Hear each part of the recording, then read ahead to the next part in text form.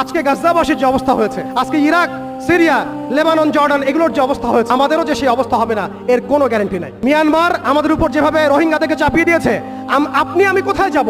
আমাদের উপর যদি এরকম অবস্থা চাপিয়ে দেওয়া হয়, আপনাকে আমাকে কি ভুটান জায়গা দিবে? আপনাকে আমাকে কি মায়ানমার জায়গা দিবে?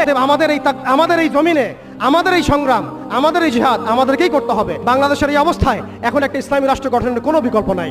আমি চাইলে লক্ষ কোটি মুসলমানকে সেখানে চাপ প্রয়োগ করে পাঠাতে পারতাম যদি আমাদের ইসলামিক রাষ্ট্র থাকতো।